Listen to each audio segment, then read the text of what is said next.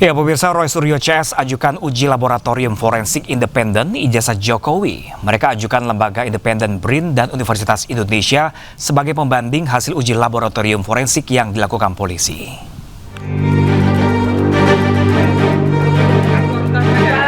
Roy Suryo CS mengajukan uji laboratorium forensik independen terhadap ijazah Joko Widodo.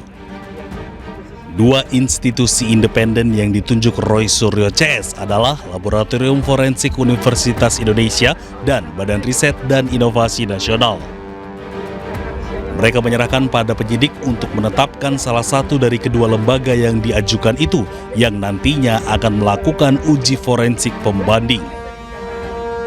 Datang untuk meminta agar diadakan tes laboratorium forensik yang bersifat independen, yang hasilnya itu bisa kredibel, akuntabel, transparan, dan ini bisa dipertanggungjawabkan oleh para pihak dan tidak ada lagi pihak-pihak yang mengklaim itu tidak mewakili aspirasi begitu. Sebelumnya Polda Metro Jaya telah melakukan gelar perkara khusus kasus fitnah ijazah Jokowi. Dari gelar perkara tersebut, Roy Suryo CS masih tersangka. Polda Metro Jaya minta Roy CS ajukan pra-peradilan dengan status tersangka tersebut. Sementara itu, tersangka fitnah Jokowi, Roy Suryo kembali mempertanyakan watermark dalam foto ijazah Jokowi. Roy pun menduga ijazah Jokowi itu dimodifikasi. Saya jadi berpikir, apakah ini barang yang sama? Jangan-jangan ada barang yang lain. Jangan-jangan, sekali lagi. Karena di sini sama sekali nggak ada watermark. Sama sekali nggak ada emboss. Kenapa? Karena waktu itu kita belum mempermasalahkan watermark, belum mempermasalahkan emboss. Jadi jangan-jangan ada modifikasi lagi yang dilakukan terhadap ijazah yang ada di sini. Kenapa? Karena watermark dan embossnya itu tipis sekali. Dan itu hanya secara grafis, secara visual, tidak bisa kami raba. Ya, karena itu sangat mungkin. Kenapa tipis? Karena kalau tebal nanti menimpa semuanya lagi. Nah, nanti saya jelaskan. Kenapa saya bisa melakukan analisis ini? Izin, Pak Gub. Saya terangkannya, mohon maaf sekali lagi, jelek-jelek gini, 30 tahun yang lalu saya adalah juara nasional lomba fotografi. Juara nasional loh, juara 1. Ya, lomba fotografi nasional Piala Parpostel. Pada saat tahun yang sama saya juara 1 lomba perkebunan, foto perkebunan. Dan juara 2 lomba iptek Piala Pak Habibie waktu itu. Ya, dan saya juga orang yang tidak hanya berkutat di dunia fotografi motret. Saya adalah orang sejak SD. Sekali lagi, sejak SD, sejak tahun 78, saya sudah mencetak foto di kamar gelap sendiri di rumah saya di Pakualaman. Tim kuasa hukum Roy Suryo CS menambah daftar saksi dan ahli dalam penanganan perkara dugaan ijazah palsu Presiden ke-7 Jokowi. Jadi saya jemput dulu aktor utamanya. Jahmada Girsang menjelaskan pihaknya telah mengajukan 6 ahli dan 3 saksi dalam proses hukum dugaan ijazah palsu Jokowi. Salah satu nama yang diajukan sebagai saksi yakni akademisi Rocky Gerung. Girsang pun menegaskan penambahan saksi dan ahli telah sesuai prosedur hukum. Hal ini juga sebagai salah satu upaya untuk meluruskan sejumlah spekulasi di masyarakat. Saksi yang ahli yang kita sudah ajukan waktu gelar perkara itu ada 3 orang. Tapi saya nggak perlu spill namanya. Kemudian hari ini kita tambahkan lagi 3 ahli. Berarti total semua 6 ahli. Dan 3 saksi adjudged. Sebagai informasi, ahli yang kita ajukan hari ini adalah satu, saya sebut namanya adalah Rocky Gerung. Dan sudah confirm melalui Dr. Tifa bahwa Rocky Gerung akan menjadi ahli dalam proses perkara berikut. Sidang lanjutan gugatan citizen lawsuit atau sidang gugatan publik terkait dugaan keabsahan ijazah Presiden ke-7 Republik Indonesia Jokowi hari ini di Pengadilan Negeri Solo ditunda.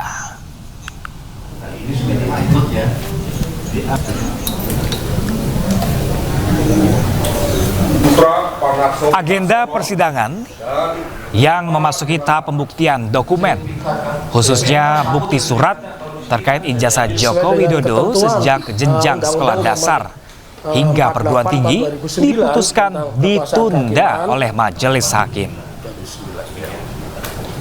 Dalam perkara CLS ini seharusnya menghadirkan kedua belah pihak. antara penggugat yang diajukan oleh dua alumnus Universitas Gadjah Mada, yakni Top Taufan dan Bangun Sutoto. Sementara untuk tergugat 1, yakni Jokowi, tergugat 2, Rektor UGM Profesor Dr. Ova Emilia, tergugat 3, Wakil Rektor UGM Profesor Dr. Wening, serta tergugat 4, yakni Polri. Sertifikat kan, BPN kan takut sertifikatnya kalau di sini kan bisa diambil sesuai dengan ketentuan Undang-Undang Sebagaimana yang 48 tahun 2009 tentang kekuasaan kehakiman di acara Rakyat Bersuara iNews bahwa kasus tentang ijazah palsu Joko Widodo ini sejatinya adalah bicara tentang kemanusiaan. Nah, mengingat yang pertama pada bulan Desember tahun 2025 ini bertepatan juga dengan Desnatalis Universitas Gadjah Mada, kampus kami tercinta, saya, Bang Rismon, Dr. Tifa, Mas Roy, Bang Refli Harun, Mas Nurmadi, dan juga teman-teman alumni yang lain. Pada kesempatan kali ini, di mana Dr. Taufik juga pernah mengatakan bahwa dari Pengadilan Negeri Surakarta ini akan lahir sejarah baru untuk Negara Kesatuan Republik Indonesia, maka kita juga harus mengingat akan nasib saudara-saudara kita yang ada di Aceh, Sumatera Barat, Sumatera Selatan khususnya yang saat ini tengah berjuang untuk mempertahankan hidup.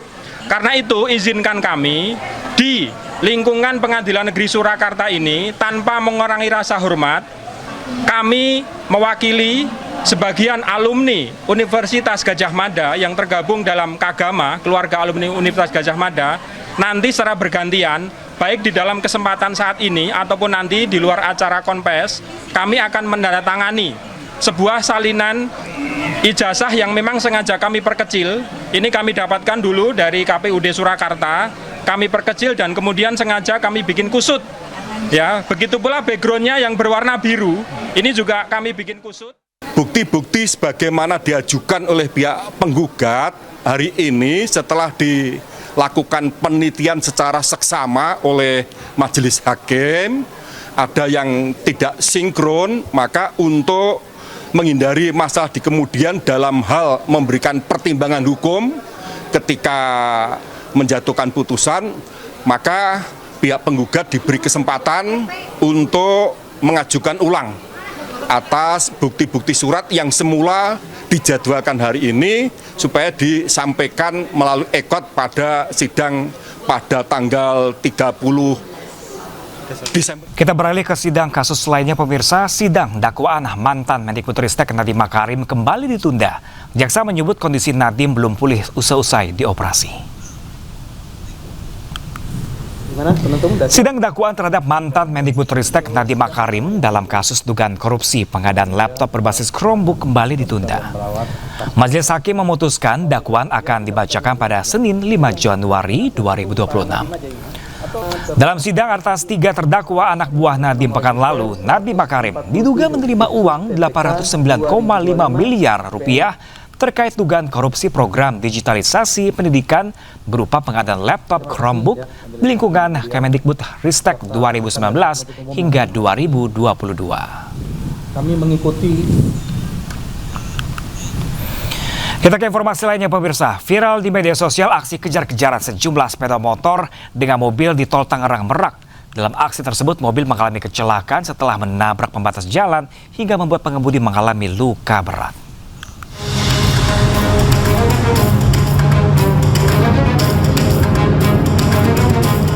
Sejumlah sepeda motor terlihat mengejar minibus di Tol Tangerang Merak, tepatnya di Kecamatan Curug, Kabupaten Tangerang, Banten. Setelah terlibat kejar-kejaran sejauh 3 km, minibus yang dikendarai pria berinisial N ini tiba-tiba hilang kendali dan akhirnya menabrak pembatas jalan di jalur kiri.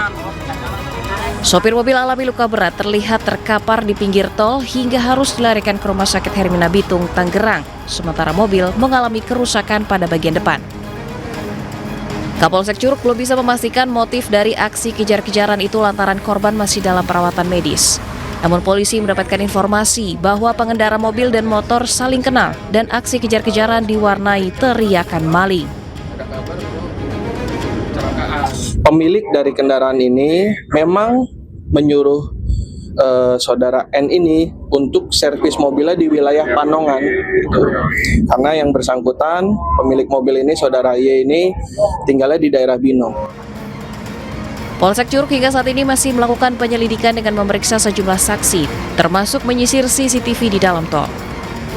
Dari Kabupaten Tangerang, Banten, Aimarani, iNews melaporkan. Polisi mengungkap sindikat peredaran narkoba di gelaran Jakarta Warehouse Project atau DWP di Badung, Bali. 17 tersangka ditangkap termasuk seorang selebgram. Total narkoba yang disita senilai lebih dari 60 miliar rupiah.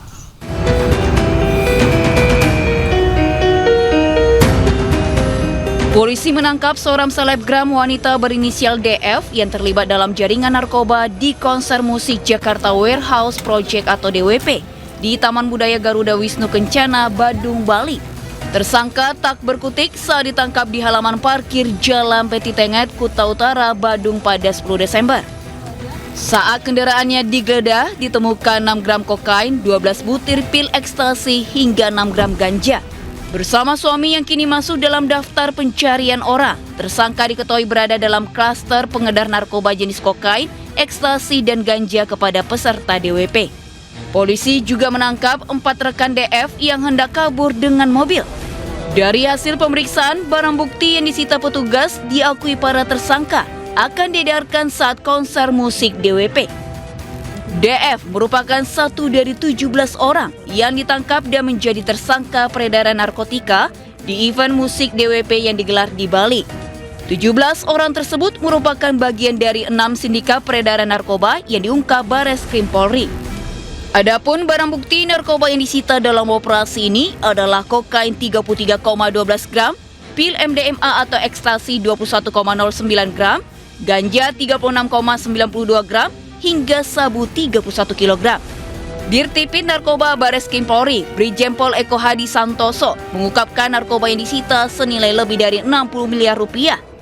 Total estimasi harga apabila barang bukti tersebut beredar pada pasar gelap narkoba senilai 60 miliar 508 juta 691.680 rupiah. Kemudian dari hasil pengungkapan ini, Direktorat Tindak Pidana Narkoba Bareskrim Polri bersama dengan Kantor Wilayah Bea Cukai Bali Nusra dan Kantor KPU Tipe C Bea Cukai Soekarno-Hatta berhasil menyelamatkan 162.202 jiwa. Modus yang digunakan oleh jaringan tersebut ada beberapa. Pertama adalah menggunakan sistem tempel dan sistem COD atau cash on delivery, dan juga sistem transaksi melalui perbankan. Sistem tempel adalah suatu sistem di mana para pelaku peredaran narkoba akan meletakkan barang bukti narkoba maupun uang sebagai pembayaran di suatu tempat, lalu didokumentasikan melalui foto dan video serta diberikan keterangan lokasi. Bekerja sama dengan Kantor Wilayah Bea Cukai Bali Nusra, operasi pengungkapan dilakukan pada 9 hingga 14 Desember 2025. Selain menangkap 17 orang, polisi kini memburu 7 orang lainnya yang masuk daftar pencarian orang. Dari Bali dan Jakarta, Tim Liputan iNews melaporkan. Ya pemirsa, terima kasih masih bersama kami di iNews Siang pemirsa. Bukan bantuan pakaian maupun mainan, korban Aceh lebih memilih meminta Al-Quran. Momen mengharukan ini pun beredar luas di media sosial. Tunggu, kan ada Quran ini, Pak. Ini ada Quran. Ya pemirsa, ada momen tak biasa di tengah lokasi pengungsian para korban bencana banjir bandang Aceh. Bukan mainan ataupun pakaian, para pengungsi yang didominasi anak-anak ini justru lebih memilih untuk meminta Al-Quran kepada donatur yang datang. Momen ini dibagikan oleh sejumlah selebgram yang datang ke lokasi bencana di media sosial. Momen mengharukan ini pun sontak menjadi perbincangan dan beredar luas di jagat maya.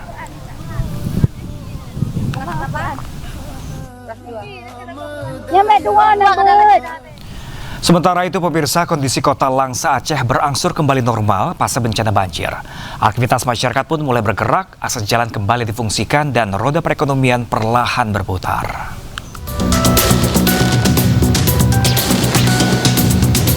Pasca bencana banjir yang melanda kota Langsa Aceh, upaya pembersihan dan pemulihan terus dilakukan secara gotong royong oleh pemerintah, relawan, dan warga.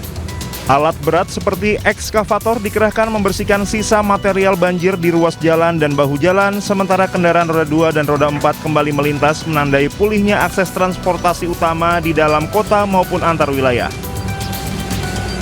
Bang, udah nggak kayak yang awal tuh Bang ya. Awal agak susah, ya kayak sembako mahal semua, harga naik. Tapi alhamdulillah sekarang udah normal. Kayak BBM udah bagus lah Bang. Nggak kayak awal Bang, kalau nggak ngantri Bang semua Bang. Sementara Satuan Pelayanan Pemenuhan Gizi Langsa Barat telah menyalurkan bantuan sembako dan makanan siap saji kepada korban banjir. Hingga kini sebanyak 1.144 paket makanan siap saji telah dibagikan ke wilayah terdampak. Ketersediaan memang agak payah dan harga berat, agak tinggi. Cuman kami sebagai relawan ya upayakan. Ini udah hati lah, kita bergerak, udah hati ini. Seiring berlanjutnya pembersihan dan pemulihan, warga berharap penanganan dapat terus dipercepat agar aktivitas masyarakat sepenuhnya pulih dan tidak banyak warga yang harus bertahan di pengungsian. Presiden Prabowo Subianto pun meyakinkan masyarakat pemerintah akan terus bekerja keras mendorong pemulihan secara menyeluruh, baik infrastruktur, layanan dasar, maupun ekonomi warga terdampak bencana. Akses jalan utama Kabupaten Gayo Lues menuju ke Aceh Tenggara sudah bisa dilalui oleh kendaraan. Meski demikian, pengendara harus ekstra berhati-hati saat melintasi jalan karena tanah dan bebatuan masih terus berjatuhan.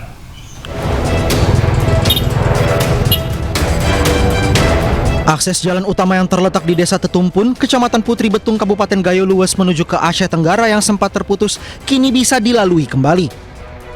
Meski badan jalan sempit karena sebagian tertutup bebatuan dan tanah longsor, pengendara tetap berusaha menerobos dengan ekstra hati-hati. Tanah dan bebatuan juga masih berjatuhan akibat kondisi tanah yang tidak stabil.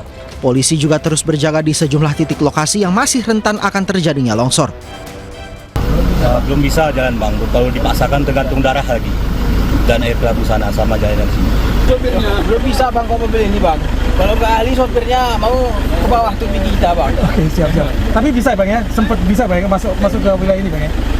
Bisa, cuman kalau mobil kosong bisa lah, cuman kok muatan jarang. Untuk kegiatan pembukaan jalan Aceh ini termasuk di Desa Penomon ini jalan amblas dan longsor, sehingga kami menempatkan personil untuk pengamanan sehingga mengamankan masyarakat dalam melewati lintasan jalan yang baru dibuka selama kurang lebih memasuki hari ke-24.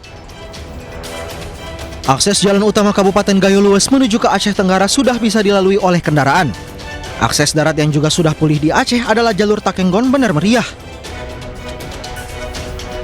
Selain di Aceh, ada 4 akses darat yang sudah pulih di Sumatera Barat, antara lain Sikalau Lembah Melintang, Sawah Suduk Koto Hilalan, Solok Nagari Pinanggahan, dan Padang Mantuang Kayu Tanam. Dari Kabupaten Gayo Lues Aceh, Medi Arjuna, iNews melaporkan. Ya pemirsa, penyidik KPK menggeledah kantor Bupati Bekasi, Jawa Barat. KPK membawa sejumlah berkas dan dokumen yang ditemukan di ruang kerja Ade Kuswara. Penggeledahan berlangsung selama 7 jam sejak pukul 12.30 hingga 19.57 waktu Indonesia bagian Barat di kantor Bupati Bekasi, Komplek Pemerintahan Kabupaten Bekasi, Cikarang Pusat. Penyidik KPK mencari barang bukti lain terkait kasus korupsi yang menjerat Bupati Bekasi Ade Kuswara. Penyidik KPK membawa sejumlah koper dan kardus berisikan barang bukti berupa dokumen dan berkas. Sedikitnya 10 mobil KPK datang untuk menggeledah ruang kerja Bupati Bekasi yang sebelumnya disegel usai operasi tangkap tangan pada Kamis 18 Desember lalu.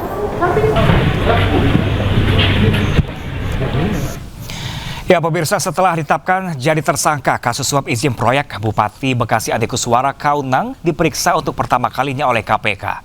Ade, Bupati Bekasi ini diperiksa bersama sang ayah yang juga tersangka.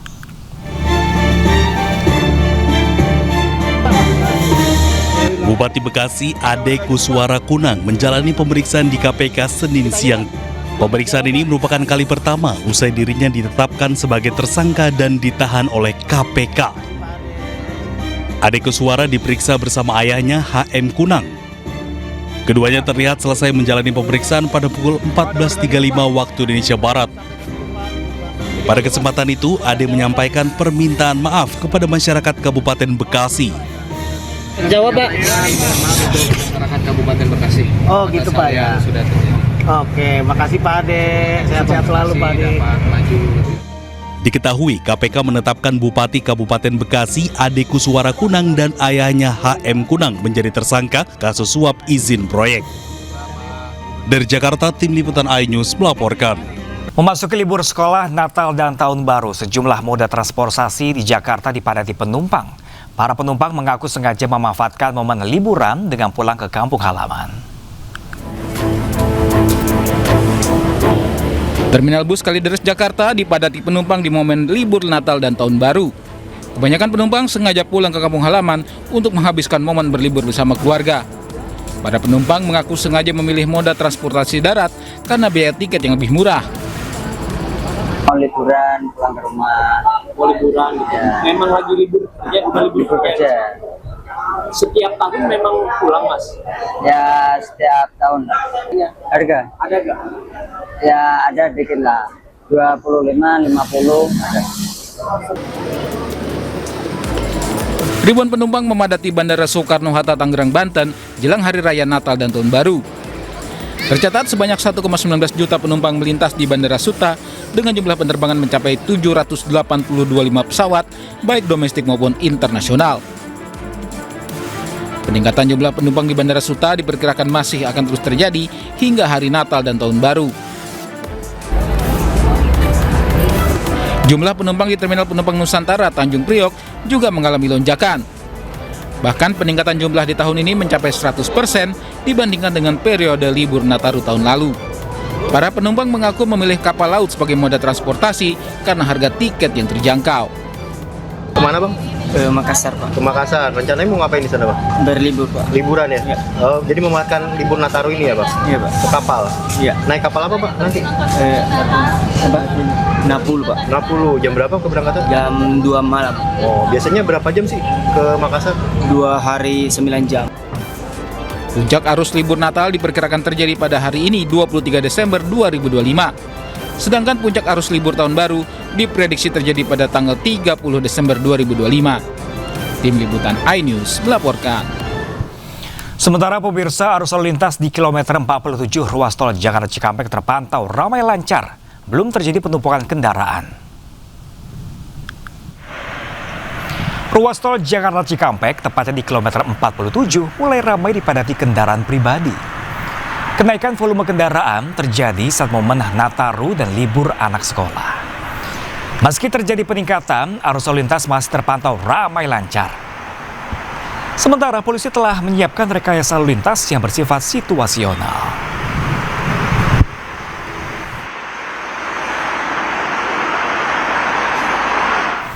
PT KAI Daob 1 Jakarta mencatat tingginya minat masyarakat terhadap angkutan kereta api selama libur panjang Natal dan Tahun Baru. Mengantisipasi lonjakan penumpang, KAI Daob 1 Jakarta mengoperasikan 84 kereta api jarak jauh.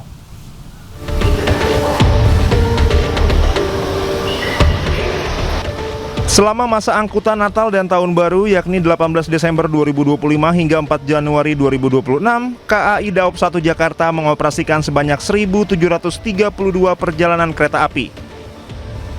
Jumlah ini meningkat sekitar 10% dibandingkan periode yang sama tahun sebelumnya. Hingga 22 Desember 2025, jumlah tiket yang telah terjual mencapai lebih dari 565.000 tiket dari total kapasitas mencapai 909.000 tempat duduk. Tingginya jumlah penumpang diperkirakan mencapai puncaknya pada 24 Desember 2025 dengan okupansi saat ini mencapai 93%. KAI Daob 1 Jakarta juga mencatat antusiasme tinggi terhadap program diskon tarif kereta api kelas ekonomi komersial pada masa Nataru. Lebih dari 217.000 tiket diskon telah terjual untuk periode keberangkatan 22 Desember 2025 hingga 10 Januari 2026. Mengantisipasi lonjakan penumpang, KAI Daob 1 Jakarta mengoperasikan 84 kereta api jarak jauh terdiri dari 68 kereta api reguler dan 16 kereta api tambahan. Dari Jakarta, Jen Cahyani, Raga Firdaus Anyus melaporkan. Dan pemirsa, untuk informasi terkini kita sudah terhubung dengan rekan kami Jessica Winoto di Stasiun Senen Jakarta dan rekan Ismalia di Tol Jakarta Cikampek kilometer 47. Namun kita ke Jessica terlebih dahulu pemirsa. Selamat siang Jessica, bagaimanakah kepadatan penumpang di Stasiun Senen pada siang hari ini?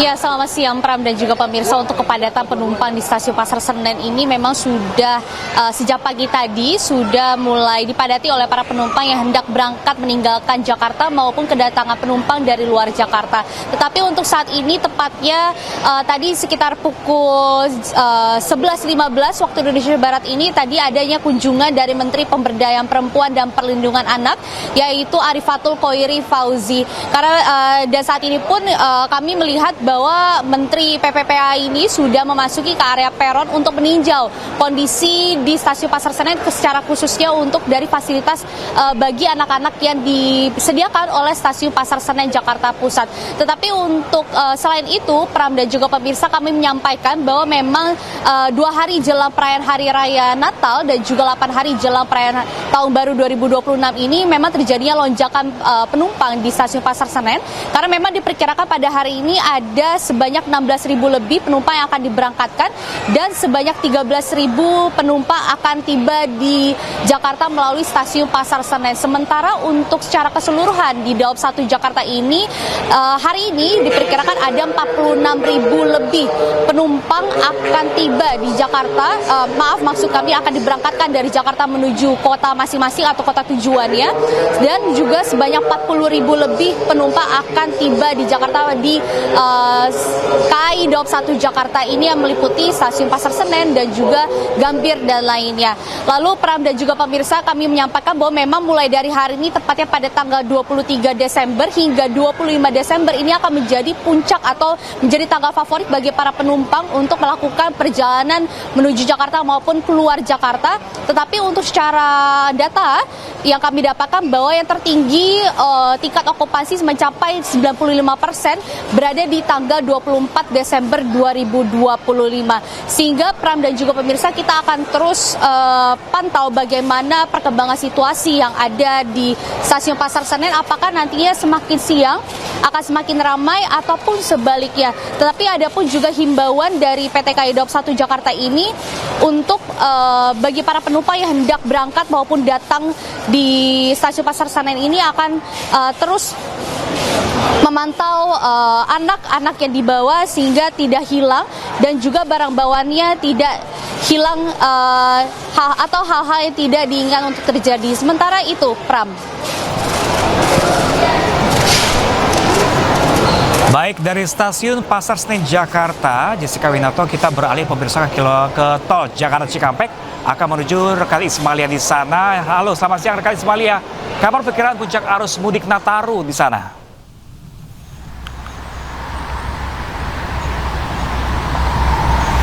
Ya, selamat siang Pram dan juga pemirsa. Untuk perkiraan puncak arus libur Nataru ini diperkirakan pada hari ini 24 Desember 2025 hingga 26 Desember 2025. Namun Pram dan juga pemirsa, hingga saat ini di tempat kami melaporkan di kilometer 47 ruas jalan tol Jakarta Cikampek, arus lalu lintas masih terpantau ramai lancar, tidak ada ketersendatan ataupun mungkin kemacetan di tempat kami melaporkan. Yang memang dapat kami ceritakan sedikit untuk arus lalu lintas di siang ini sudah mulai cukup lengang, berbeda dengan pagi tadi.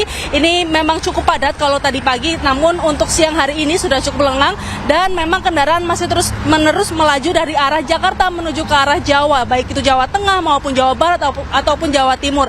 Yang memang untuk keadaan ini memang berbeda dari hari biasanya karena memang pada momen ini merupakan momen libur Nataru yang dimana para masyarakat Jakarta atau yang tinggal di Jakarta ini banyak yang berlibur ke luar-luar daerah Jakarta. Dan untuk polisi lalu lintas ini juga sudah menyiapkan rekayasa lalu lintas seperti kontraflow yang nantinya akan diberlakukan di ruas-ruas, terutama di ruas tol Jakarta Cikampek jika nantinya terjadi penumpukan kendaraan atau mungkin kemacetan, sehingga arus lalu lintas ini kembali lancar, tidak ada ketersendatan, sehingga para masyarakat yang sedang berlibur untuk libur Nataru ini diharapkan atau dihimbau untuk tetap dalam kondisi prima, baik itu kendaraan maupun kondisi badan, sehingga tetap liburan dengan sehat dan selamat. Kembali ke Anda, Pram. Baik, Ismalia Maidasari yang melaporkan langsung dari tol Jakarta Cikampek, dan tadi sebelumnya rekan kami Jessica Winoto langsung dari stasiun Pasar Senen Jakarta. Terima kasih dan selamat bertugas kembali rekan-rekan. Ya pemirsa, beri keamanan dan kenyamanan pemudik Nataru di Terminal Bus Kampung Rambutan Jakarta, petugas kerahkan anjing pelacak. Pemeriksaan pastikan bus dan barang bawaan calon penumpang aman.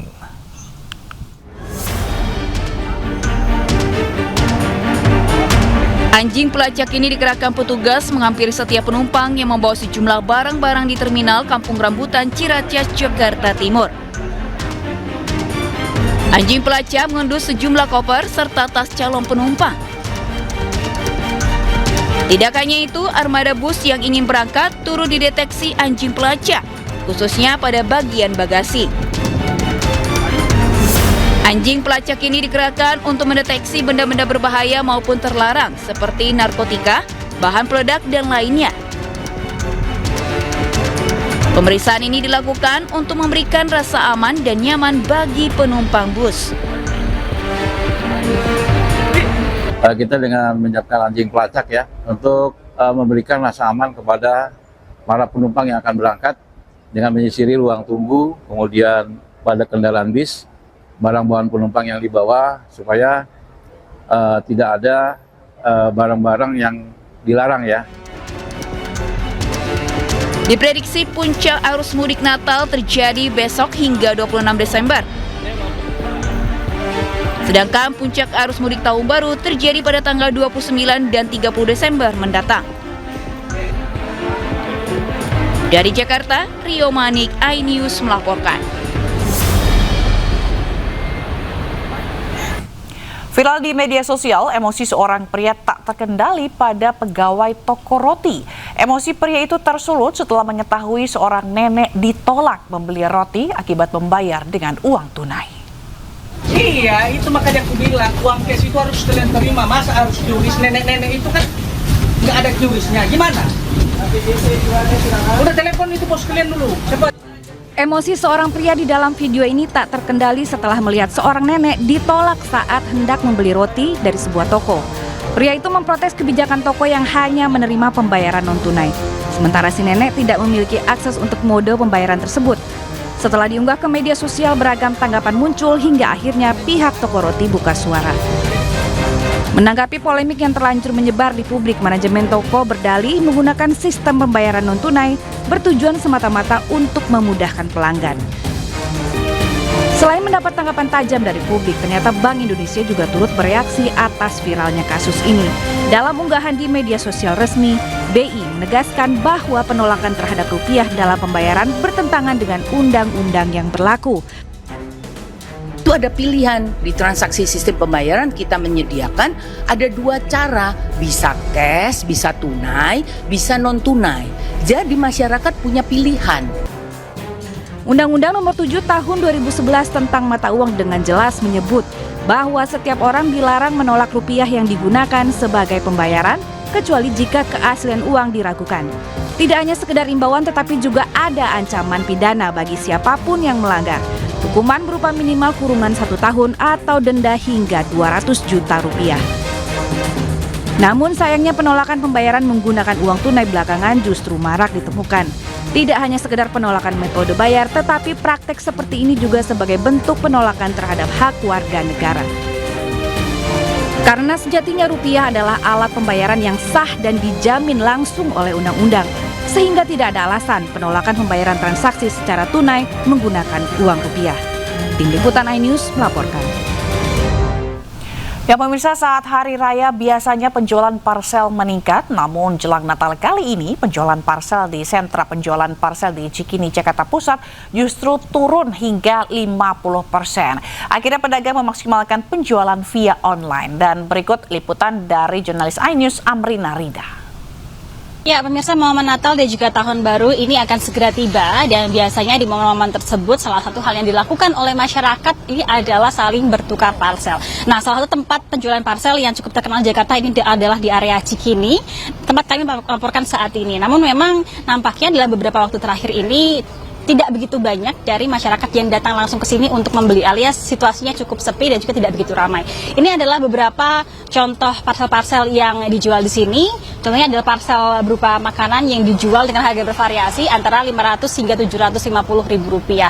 Dan tidak hanya itu, ada jenis-jenis parsel lainnya juga yang dijual di sini. Misalnya ini adalah parsel yang isinya seperti teapot ataupun juga gelas-gelas kecil dan juga piring-piring yang dijual di angka sekitar 250 hingga 300 ribu rupiah. Nah, kita akan coba bertanya dengan penjual di sini bagaimana sih penjualan parsel di momen Nataru pada tahun ini. Kita akan coba untuk bertanya. Halo, selamat pagi Bu.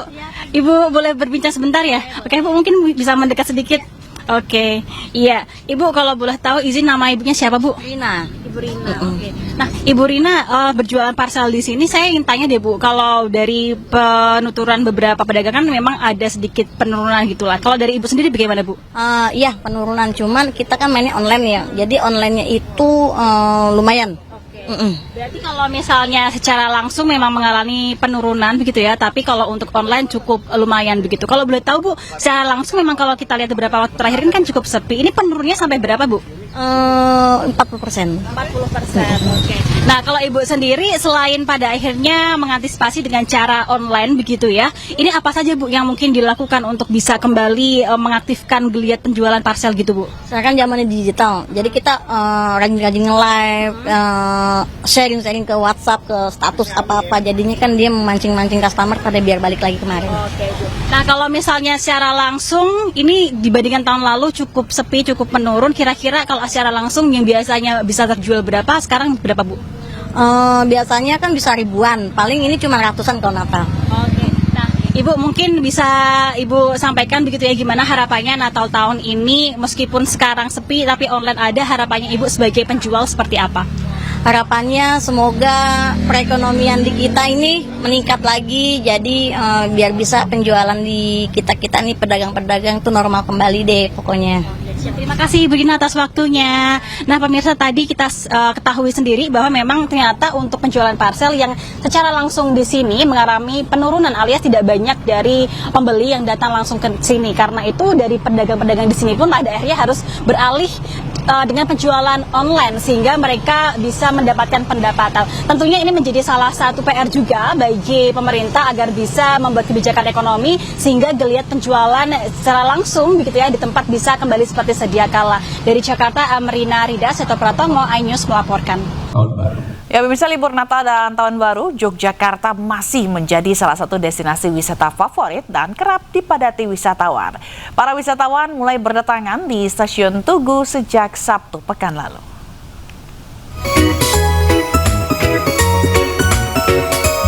Libur panjang Natal dan Tahun Baru 2026 kawasan objek wisata di Pulau Jawa dipadati wisatawan. Di Malioboro, Yogyakarta, wisatawan dari berbagai daerah mulai memadati kota khas gudeg itu sejak Sabtu sore. Jalur pedestrian di setiap sisi jalan Malioboro tampak dipadati wisatawan yang berjalan kaki.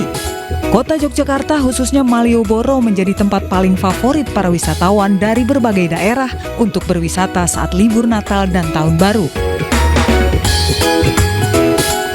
Selain di Malioboro, Yogyakarta, wisata alam seperti Pantai Parangtritis di Bantul, Yogyakarta juga diserbu wisatawan. Wisatawan yang datang didominasi oleh satu keluarga. Ribuan wisatawan dari berbagai daerah memilih wisata ke Pantai Parangtritis karena lokasi yang mudah didatangi dan dekat dengan berbagai lokasi wisata lain di Yogyakarta. Sementara di Stasiun Tugu Yogyakarta, wisatawan mulai berdatangan dari berbagai daerah di Pulau Jawa seperti Jakarta, Bandung, dan Surabaya. Penumpang kereta api di wilayah Daop 6 Yogyakarta mulai memadati Stasiun Tugu pada hari Minggu 21 Desember 2025. Arus penumpang kereta api stasiun Tugu Yogyakarta terus meningkat. PT KAI Daop 6 Yogyakarta mencatat jumlah penumpang kereta api sebanyak 27.000 penumpang yang datang dari luar Yogyakarta. Diprediksi puncak arus penumpang di masa angkutan libur Natal dan Tahun Baru akan terjadi pada 28 Desember mendatang. Dan untuk mengetahui informasi terkini, kita akan bergabung dengan rekan Gali Wisma di Malioboro, Yogyakarta. Selamat siang, Gali. Ini libur Nataru, bagaimana nih keramaian wisatawan di sana? Ya, selamat siang. Baik pemirsa, siang hari ini saya melaporkan langsung di kawasan Malioboro pada momen libur Natal dan juga Tahun Baru juga berbarengan dengan liburan sekolah ini. Malioboro masih menjadi tempat favorit bagi para wisatawan dari berbagai daerah untuk mengisi waktu liburnya. Dan siang hari ini kawasan Malioboro mulai banyak dipadati wisatawan dari berbagai daerah. Dan untuk siang hari ini memang biasanya menjadi favorit bagi para wisatawan. Saya akan gambarkan secara langsung terkait suasana di Malioboro. Dan siang hari ini memang menjadi favorit bagi wisatawan untuk mencoba jasa foto mengenakan pakaian adat Jawa. Karena ini menjadi favorit karena cukup murah atau ekonomis, cukup membayar Rp5.000 per foto, mereka sudah bisa meng-hire fotografer yang ada di sepanjang Malioboro ini. Dan juga untuk harga sewa baju adat Jawa ini satu setelnya seharga Rp25.000. Itu menjadi favorit dan masih menjadi hype bagi kalangan wisatawan untuk mengunjungi Malioboro. Dan untuk arus lalu lintas di siang hari ini memang masih cukup lengang, namun biasanya diprediksi akan terus meningkat ketika nanti akan menjelang sore hari hingga malam. Dan biasanya untuk malam hari ini dalam Malioboro akan sangat padat oleh kendaraan bermotor. Karena memang di momen libur Natal dan Tahun Baru ini, Jalan Malioboro akan dibuka secara umum, baik kendaraan bermotor, kendaraan pribadi, ataupun umum bagi para wisatawan. Karena di hari biasa biasanya ditutup. Khusus libur Natal ini akan dibuka bagi para pengunjung wisatawan. Seperti itu. Baik Gali, apakah ada antisipasi atau skenario khusus yang disiapkan oleh Pemda setempat terkait dengan membludaknya wisatawan nanti di akhir libur Tahun Baru nanti? Ya, terkait himbauan bagi para wisatawan, memang tahun ini diprediksi jumlah wisatawan yang akan mengunjungi Malioboro ini berjumlah 7 juta wisatawan. Ini data dari Kepala Dinas Perhubungan Daerah Istimewa Yogyakarta. Dan untuk antisipasi bagi para pengunjung memang akan ada diperlukan pengalihan arus lalu lintas untuk kawasan Malioboro jika memang itu menjadi kemacetan. Dan dihimbau juga untuk bagi para wisatawan mencari informasi terkait kantong-kantong parkir yang telah disediakan oleh pemerintah, ada di Taman Ngabean, kemudian Sriwedari ataupun di area Pasar Beringharjo. Karena Taman Parkir Abu Bakar Ali saat ini sudah ditutup, tidak ada tempat untuk parkir bagi para wisatawan maupun bis-bis transportasi umum, seperti itu. Oke, baik. Terima kasih atas laporan Anda, Gali Wisma, langsung dari kawasan Malioboro, Yogyakarta. Selamat bertugas kembali. Pemirsa, Kementerian UMKM menggelar Holding UMKM Expo 2025 yang berlangsung 22 hingga 24 Desember 2025 di Exhibition Hall Smesco Indonesia, Jakarta. Acara digelar untuk mempercepat transformasi UMKM menuju ekosistem usaha yang kuat hingga ke pasar global.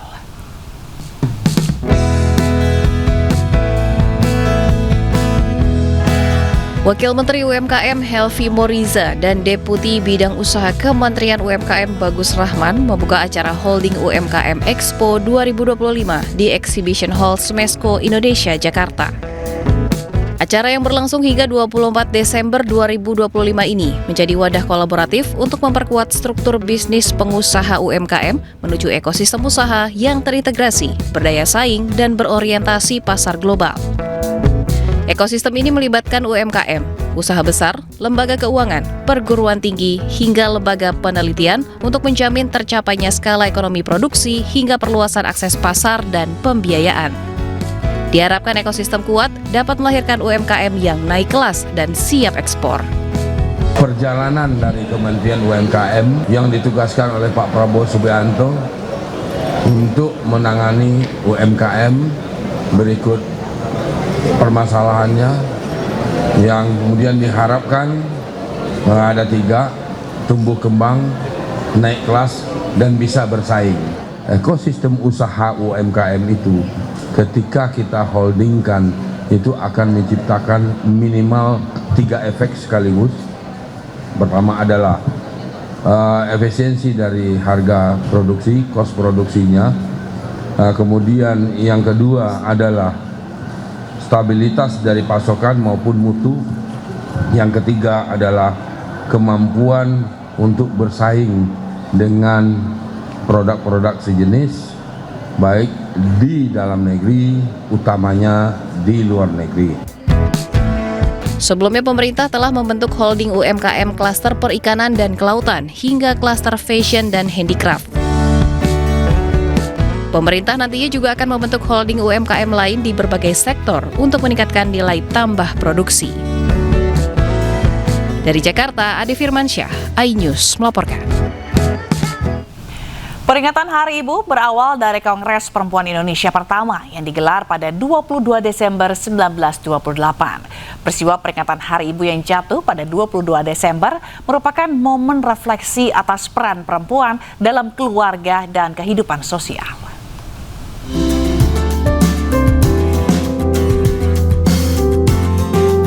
Dalam menyambut peringatan Kongres Perempuan Indonesia 1928, MPR bersama Kementerian PPPA dan Kaukus Perempuan Parlemen Republik Indonesia menggelar Musyawarah Ibu Bangsa 2025 di Kompleks Parlemen Senayan, Jakarta.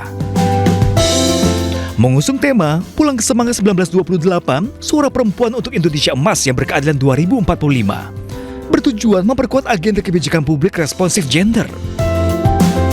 Acara ini sebagai wadah agar pemikiran para perempuan Indonesia dapat disatukan. Kita melihat bahwa masih banyak pekerjaan rumah dan pikiran-pikiran yang luar biasa dari para ibu-ibu bangsa yang hadir. Mbak Eva barusan mengingatkan bahwa pikiran 1928 untuk mempersiapkan Indonesia Emas 2045.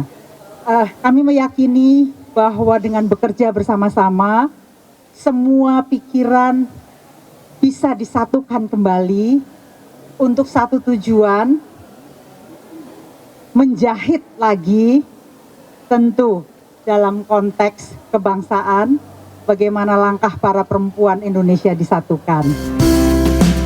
Lestari juga mengapresiasi seluruh elemen lapisan masyarakat yang telah memperjuangkan suara-suara perempuan untuk Indonesia menjadi lebih baik.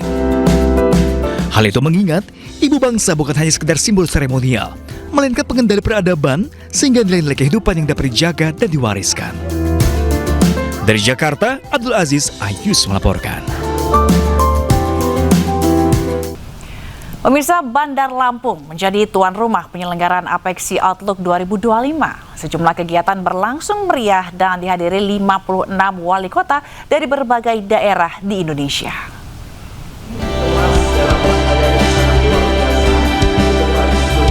Pertemuan Asosiasi Pemerintah Kota Seluruh Indonesia atau Apexi 2025 digelar di Bandar Lampung. Meskipun hanya diikuti 56 wali kota dan delegasi dari total keseluruhan 98 wali kota, namun acara tetap berlangsung dengan meriah dan hangat. Gubernur Lampung Rahmat Mirzani Jausal yang hadir dalam gala dinner memberikan arahan terkait dengan pembangunan perkotaan yang sangat ditentukan oleh kemampuan Pemkot untuk terus belajar menyesuaikan diri dengan perkembangan zaman. Menurutnya, forum Apexi ini menjadi ruang strategis untuk melakukan refleksi dan evaluasi, sekaligus menyiapkan arah kebijakan pembangunan kota ke depannya. Kegiatan Apexi Outlook 2025 ini bertujuan sebagai wadah bagi pemerintah kota untuk berbagi pengetahuan, meningkatkan kapasitas tata kelola, dan menjadi jembatan untuk pemerintah pusat untuk mewujudkan kota yang sejahtera dan inklusif.